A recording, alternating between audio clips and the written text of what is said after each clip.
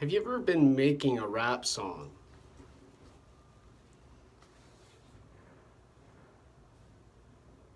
Working on the sound and making the video, recording the image, and had the Seattle Police Department knock on your door?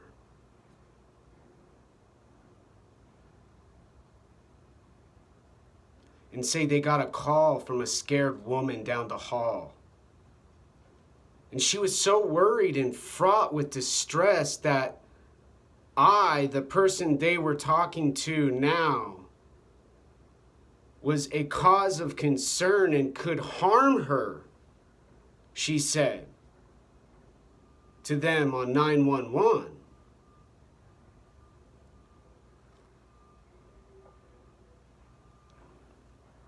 Have you ever been in your home on Capitol Hill in Seattle, Washington, and said back to the police, who they have said they want to defund,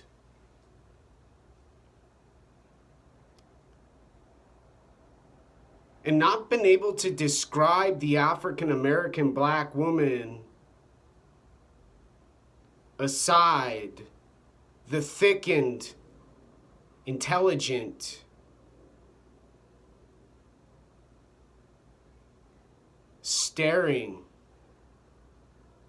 200 pounds at a distance with no glasses?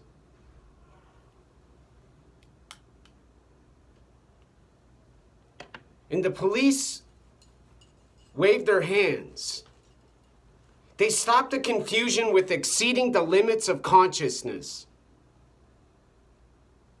They make an explosion and a bang. They say boom. The woman goes back to her apartment room in the house where she lives, called the Caroline W. Apartments, where there's a room in a house. She, her, the woman, the girl, the lady, the female gender neutral person, said to the performing singer who was saying hallelujah,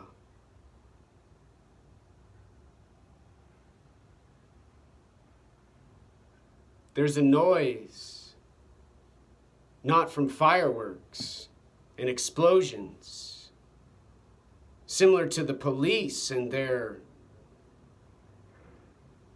flashing lights and waving fingernails.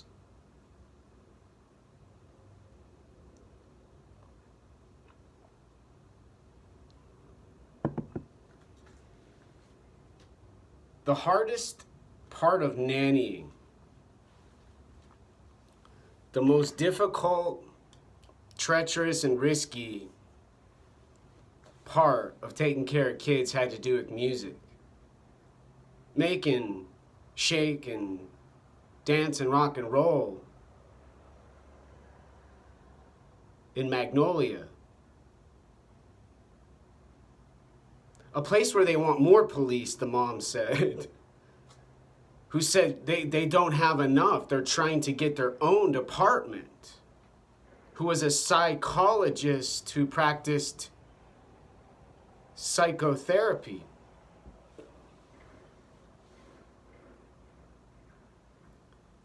Giving benefits to those who would visit emotionally, with language and letters and words and linguistics. And trying not to make a mistake talking about life in Arizona. What it's like not having anywhere else to go. Being locked up in a vibrant, active, and awesome city. Not from the coronavirus and the far-reaching, victimized public, but because there's this insistence on service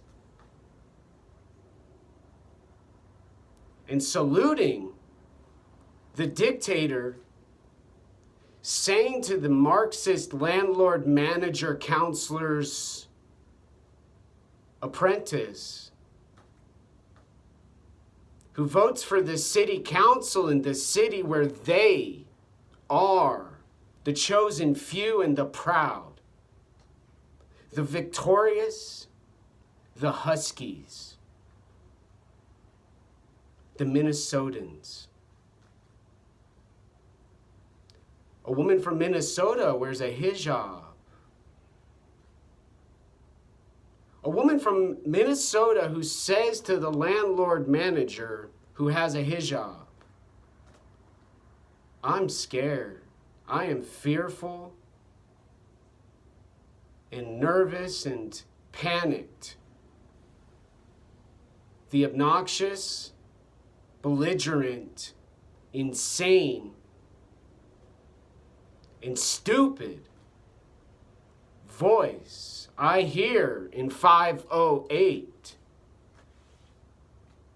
at 431 Boylston Avenue East in Seattle, Washington, 98102. The address I sent to the government when I applied for my contracting job for neuromedical engineering in a business called Blue Circle Technology. And nobody except the gun-carrying, flashlight shining, cigarette-smoking, tobacco-loving freak of high IQ has any other option than to kill the body,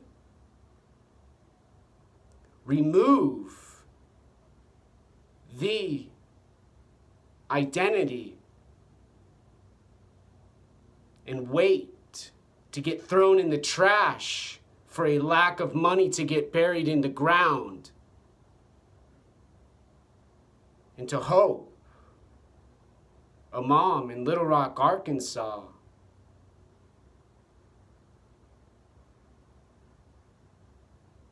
won't rush home,